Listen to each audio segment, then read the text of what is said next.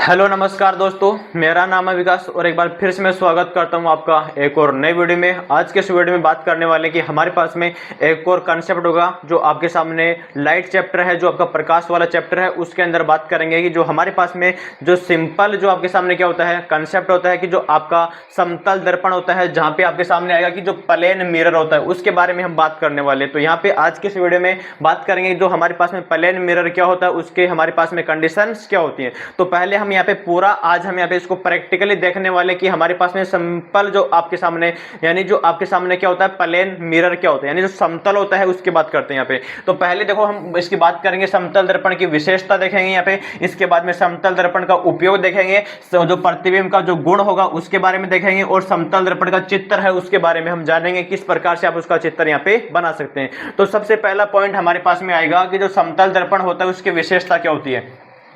सबसे पहले देखो कि हमारे सामने आपको मैं यहाँ पे दिखा रहा हूँ कि हमारे पास में क्या एक समतल दर्पण आपके सामने है।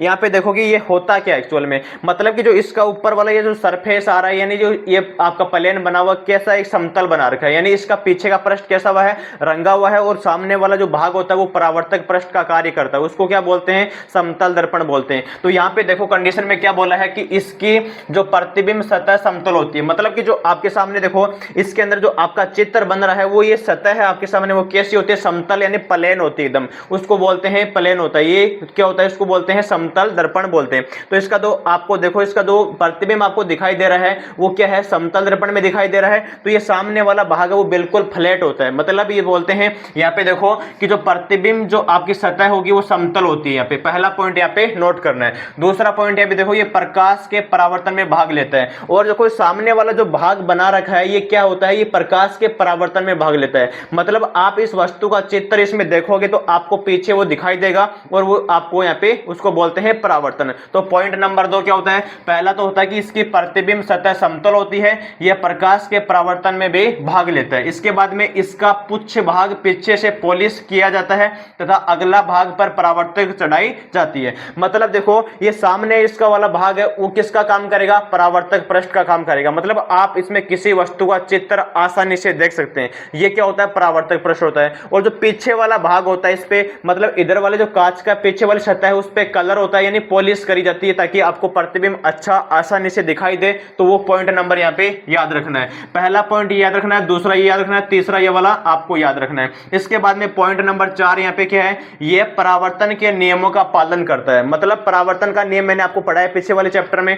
तो क्या होता है कि जो जितना एंगल आपका आपतन कोण होगा उतना ही परावर्तन होगा। मतलब कि आपके सामने क्या होता है कि आपने इस पे एक अभिलंब डाल दिया, और आपके पास में क्या होता है, जो आने वाली किरण होती है और परावर्तित किरण होती है, अभिलंब तीनों एक बिंदु पर स्थित होगा, और जितना आपतन कोण होगा उतना ही परावर्तन कोण यहाँ पे देखने को मिलेगा। इसके अंदर आप वो ऐसी कंडीशन यहाँ पे देख सकते हैं। तो पहला पॉइंट आपको यहाँ पे क्लियर हो गया, समतल दर्पण की विशेषता, यानी इसका जो पृष्ठ होता है वो आपका प्रतिबिंब वाला वो समतल बनेगा। यहाँ पे इसके बाद में परावर्तन में भाग लेता है, ऊपर वाला पृष्ठ होता है, इसका पीछे वाला भाग रंगा होता है यानी पॉलिश होती है उस पे, और सामने वाला भाग परावर्तन का कार्य करता है। इसके बाद में ये परावर्तन के नियमों का पालन करता है। परावर्तन के 2 नियम मैंने पढ़ाए कि जो आपकी आपतित किरण है, परावर्तित किरण, अभिलंब तीनों एक बिंदु पर होंगे, और आपतन कोण जितना होगा उतना ही आपका परावर्तन कोण भी बनेगा साथी। तो यहाँ पे आपके सामने पॉइंट नंबर ये वाला क्लियर हो गया। इसके बाद में पढ़ेंगे प्रतिबिंब के गुण क्या होते हैं, यानी प्रतिबिंब आभासी होता है। मतलब देखो ये आपके सामने वास्तविक स्थिति इसकी है,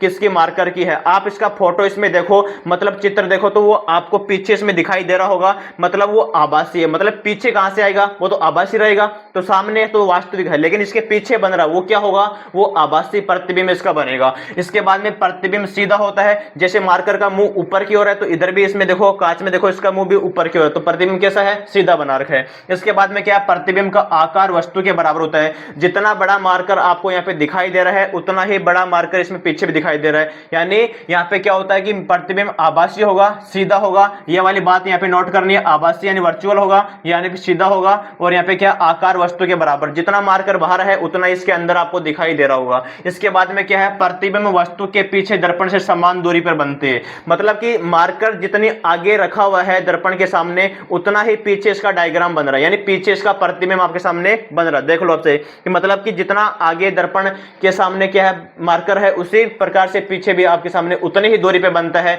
जितने सामने इसका मार्कर, यानी जो वस्तु का बिंब है वो वो यहाँ पे रखा हुआ है, उसका सामने प्रतिबिंब उसका उतनी दूरी पे बनेगा। इसके बाद में देखो यहाँ पे बोला कि जो पार्श्व परावर्तन होता है अर्थात दर्पण का दायां भाग बायां भाग तथा बायां भाग दायां भाग दिखाई देता है। तो यहाँ पे देखो कि जो आपका पार्श्व परावर्तन क्या होता है, जैसे आप कांच आपके सामने, ये वाला क्या है आपके सामने मिरर है, इसके अंदर आप अपना फोटो देखो तो फोटो में क्या होगा कि जो आपका लेफ्ट वाला भाग होगा वो आपको राइट वाला दिखाई देगा और जो राइट वाला भाग होगा वो आपको लेफ्ट वाला दिखाई देगा। मतलब दायां भाग बायां बन जाएगा और बायां भाग आपका दायां बन जाएगा। तो ये क्या होता है आपका, क्या होता है पार्श्व परावर्तन होता है। तो अब यहाँ पे आगे वाले बिंदु की बात करेंगे कि जो समतल दर्पण होता है, इससे पहले आप जानो कि जो पार्श्व परिवर्तन क्या होता है कि समतल दर्पण में बाएं भाग का प्रतिबिंब दाएं भाग के ओर तथा दाएं भाग का प्रतिबिंब बाएं भाग की ओर बनता है। मतलब देखो ये आपके सामने क्या है, एक दर्पण है, इसके सामने अगर आपका इधर वाला हिस्सा है वो बायां भाग मान लेते हैं तो इसमें वो दायां दिखाई देगा आपको। तो इसी प्रकार से मान लो कि आपके सामने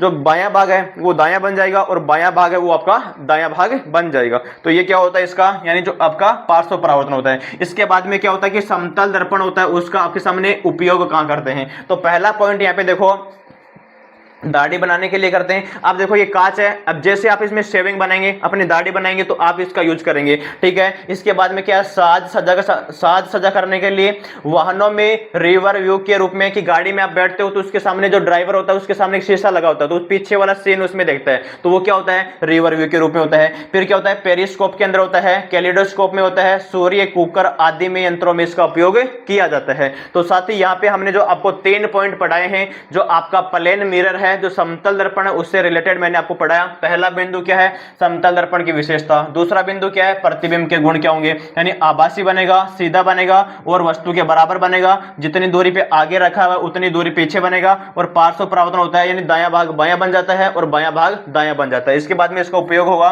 दाढ़ी बनाने में होगा, यहाँ पे साज सजा का सामान करने के लिए होगा, वाहनों में जो रिवर व्यू होता है उसके रूप में करेंगे और पेरिस्कोप में करेंगे और कैलिडोस्कोप में करेंगे, सूर्य कुकरों में भी इसका उपयोग हमारे पास में करते हैं साथी। अब यहाँ पे देखो कि इसका समतल दर्पण का चित्र बनाएंगे, यहाँ पे देख पा रहे होंगे कि हमारे पास में ये वाला जो एक मिरर लगा हुआ है वो प्लेन मिरर है यानी समतल दर्पण है, इसके सामने एक मोमबत्ती रखी हुई है, हम सामने क्या है ये वस्तु है, इसको बोलते हैं आपका बिंब बन गया। अब जितना वस्तु इधर रखा हुआ है यानी इसको d दूरी पर मैंने यहाँ पे रखा है तो इधर आपका जो प्रतिबिंब बनेगा वो सेम बराबर बनेगा, सीधा बनेगा और सेम d दूरी पर यहाँ पे रखा जाएगा। तो इस प्रकार से आप इसका चित्र भी बना सकते हैं। तो ये हो गया प्रतिबिंब वस्तु के पीछे दर्पण से समान दूरी पर बनता है, यानी आगे इसके दर्पण के सामने d दूरी पर रखा हुआ है तो दर्पण के पीछे भी यानी इसके पीछे भाग में इसी दूरी पे यानी d दूरी पर क्या बनेगा आपका प्रतिबिंब यहाँ पे बन जाएगा साथी। तो इस प्रकार से आपके सामने जो समतल दर्पण होता है उसका कंसेप्ट मैंने आपको इजीली समझाया है। इस प्रकार से आप इसको याद रखेंगे, कंसेप्ट आपका है और जो आपका ये वीडियो है वो आपका है, आप इसको तैयार करेंगे और अपने एग्जाम के अंदर आपका हेल्पफुल जरूर रहेगा, क्वेश्चन यहाँ पे पूछा जा सकता है। तो तैयार आपको जरूर करना है। इसी प्रकार से मिलते हैं नेक्स्ट वीडियो में। और ये वीडियो आपको कैसा लगा, आपको मैंने अच्छे से पढ़ाया है, अच्छे से बताया है, तो आप इसको कमेंट बॉक्स में जरूर बताएंगे। Thank you so much, love you all, जय।